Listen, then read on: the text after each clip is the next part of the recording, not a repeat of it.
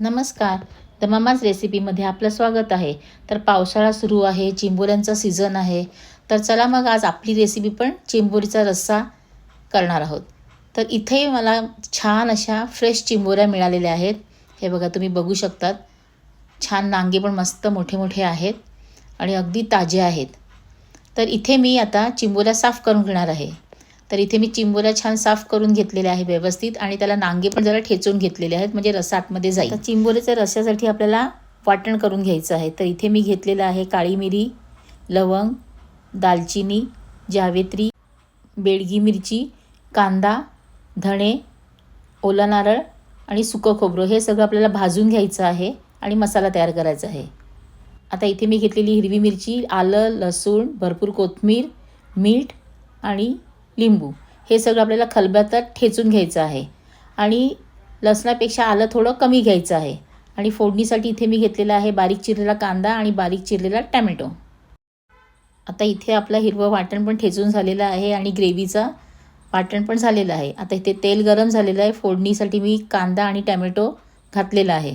कांदा आणि टॅमॅटो अगदी चांगला मऊ शिजू द्यायचा आहे. चांगला परतून घ्यायचा आणि त्याला छान शिजू झालं. हे बघा, असा छान मऊ झाला पाहिजे. आता त्यामध्ये आपल्याला घालायचं आहे ठेचलेलं हिरवं वाटण.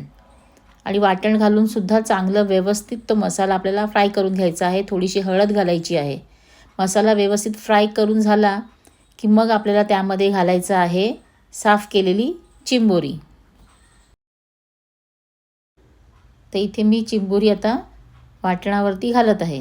यातली काही चिंबोरी मी भरलेली करण्यासाठी बाजूला काढून घेतलेली आहे.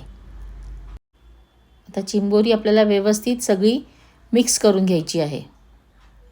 संपूर्ण वाटण जे आहे आणि कांदा टॅमॅटो ते सगळं व्यवस्थित त्याला लागलं पाहिजे असं मिक्स करून घ्यायचं आहे. आता त्यात घालायचे 2 चमचे घरगुती मसाला आणि 1 चमचा गरम मसाला आणि ग्रेव्हीचं वाटण, आणि सगळं व्यवस्थित मिक्स करून घ्यायचं आहे त्याला पुन्हा एकदा. आणि त्यावरती आपल्याला एक बेतानीच पाणी घालायचं आहे. आपल्याला किती घट्ट किती पातळ रस्सा हवा त्याप्रमाणे. मी खूप पाणी घालणार नाही कारण की आम्हाला घट्टसर रस्सा आवडतो.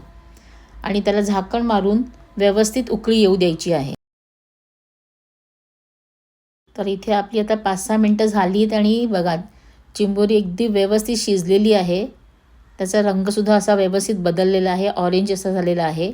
आता त्यामध्ये आपल्याला घालायचं आहे चवीनुसार मीठ. आणि आता उघड्यावरतीच त्याला 2 मिनटं शिजू द्यायची आहे. हे बघा, छान अशी शिजलेली आहे ती. मला एवढाच घट्ट रस्सा आवडतो म्हणून आम्ही एवढंच ठेवतो. आता ती थंड होऊ द्यायची आहे आणि थोडीशी त्याच्यावरती आपल्याला कोथिंबीर घालून घ्यायची आहे.